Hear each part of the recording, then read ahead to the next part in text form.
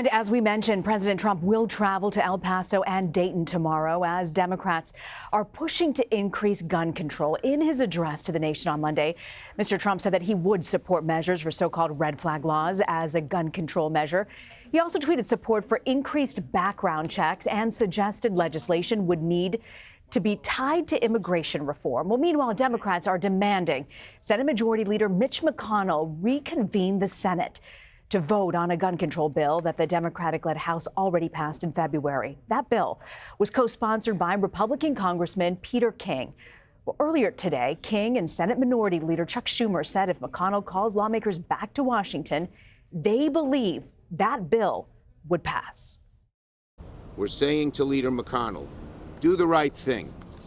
Gavel the Senate into an emergency session so we can take immediate action on the bipartisan, already passed gun legislation that Peter and others successfully shepherded through the House of Representatives. I believe it's essential that Senator McConnell allow this to come to a vote. He doesn't have to support it. He doesn't have to get behind it. Just let it come to a vote. And I think that if anything good can come from the horrible tragedies of this weekend is that we can get this legislation passed. And my belief is that after it is passed, or if it's passed, people will say, what was the debate all about? This is just common sense. I want to bring in CBS News White House correspondent Weijia Jiang and CBSN political reporter Caitlin Huey-Burns. Weijia, I want to start with you. Where does the White House stand on this bill, and do you see this happening? Well, the White House says that Legislative Affairs and White House counsel are currently working together to lay out all the options on the table, right? And so they're not committing to their support to anything until they see really the meat of any proposed legislation. But the messaging from the White House and from the president himself is that they want to take urgent action to do something. But we have seen this unfold before. In fact, after every mass shooting, there are calls for action. The president has said similar things, and then we don't see that come to fruition. And so in this case, with a pair of shootings in this political climate, with people laying the guilt at the president's feet, it will be critical to watch how he responds. And what we do know is that, he is working closely with his staff to see what things could actually pass. So what we heard yesterday in his address, he laid out a 5-point plan. Those are all things that, he knows Republicans aren't going to fight hard against. At the same time, he did not mention specifically background checks. And so he's receiving a lot of criticism for that he's simply talking on the periphery of something substantial. Weijia, the president is someone who probably has the greatest amount of political clout, probably particularly within the Republican Party at this point. Do you see him taking matters into his own hands? Well, he is considering executive action. That is something that his lawyers are talking to him about. You can't just lay something in front of him that is legal that could be, enforced in that way. But that is something they are discussing. Now, it's important to remember this has happened before. After the Vegas shootings, he used executive action to put a ban on bump stocks, which is an accessory that allows a semi-automatic weapon to operate essentially like a machine gun. That was banned, but it took an entire year. And even then, it was wrapped up in court. So even though the president is saying he wants to take urgent action, if he does take matters into his own hands, it's not as though that could happen tomorrow. Mm-hmm. These things take time. And so, again, he's just, I think, trying to see what he can do, whether it's with Congress or on his own, that doesn't cross the line of upsetting his supporters, who, of course, many of whom are huge advocates of their gun rights. Mm-hmm. I want to get Caitlin to weigh in, but I want to play a little bit of what Congressman Tim Ryan said about gun control on Red and Blue last night. This is about saving lives in the United States of America and showing some leadership in the United States, putting the power of the federal government, the most powerful government in the world, behind an idea that we can actually make our citizens safer. And the president's not doing that. Mitch McConnell's not doing it. And as I said, Mitch McConnell has to get off his ass. So I want to get a sense, Caitlin, of what the other 2020 Democratic contenders are saying about this. Well, I think you sense, on behalf of the congressman, a real frustration within the Democratic Party because they did pass a bill in the Democratic-led House on background checks that have gone nowhere in the Senate. So you're sensing that from the congressman, this real frustration that he and others feel that nothing is even being taken up when it comes to gun control measures. You're also hearing from candidates about what they would do. What's really interesting about the 2020 primary is that in past presidential elections, the issue of gun control has been an issue, but it hasn't really been at the forefront. Now you're seeing candidates early on in the cycle be proactive about putting out policy proposals as it relates to guns. And that's in reaction to all of these mass shootings. And that's also after the 2018 midterms, where a lot of gun control groups or gun safety groups saw movement in the suburbs, saw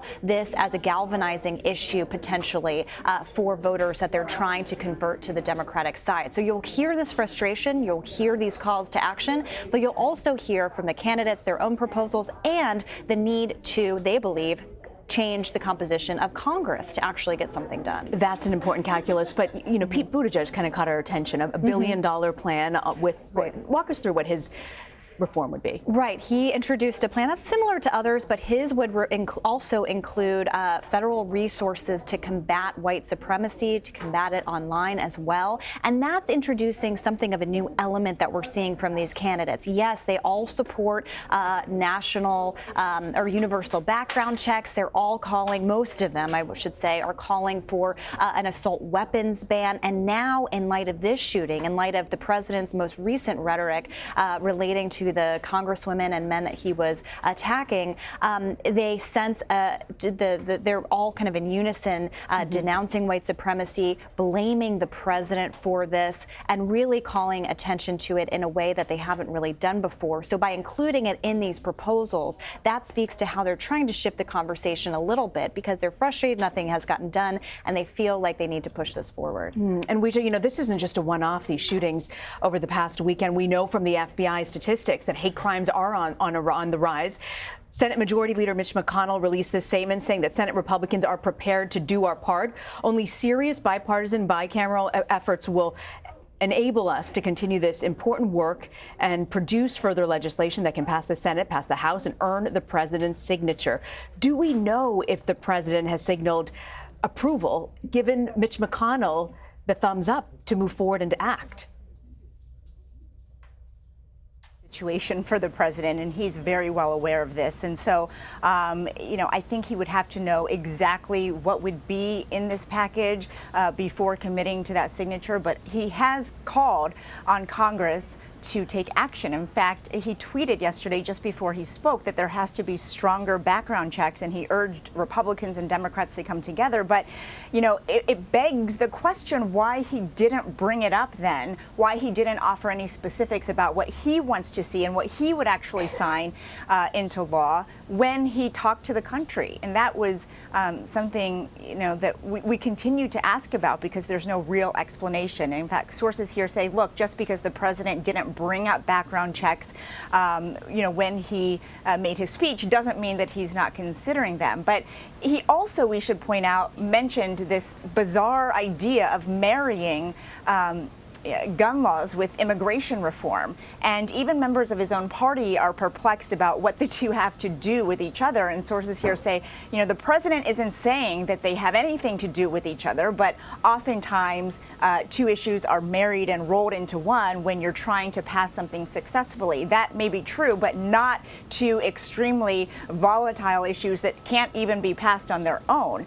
And so we are seeking more clarification from the president, who seems to be leaving a lot open-ended because he doesn't want to commit to anything. I should point out also that after his speech, we learned that NRA executives actually called members of the administration, said they were pleased with what they heard, perhaps because that meat was missing. You know, Weijia, you mentioned the NRA. You know, the president has a relationship with them. Previous presidents haven't necessarily had a great relationship. There was some thinking that maybe the president could get them to move on some things and get support. Is he worried that he might isolate support from the NRA and the base that comes with the NRA? Well, he has publicly said that he doesn't care about the NRA. However, his actions did not match that. In fact, after the shooting in Parkland, Florida, when he invited parents and victims here to the White House, he promised to them face to face that he would support stronger background checks. The very next day, he had a meeting with the NRA and he tweeted out it was a great meeting. And then what happened after that? All of a sudden, that support for background checks went away, and he said teachers should be armed instead. And that, of course, is an NRA talking point, a GOP talking point.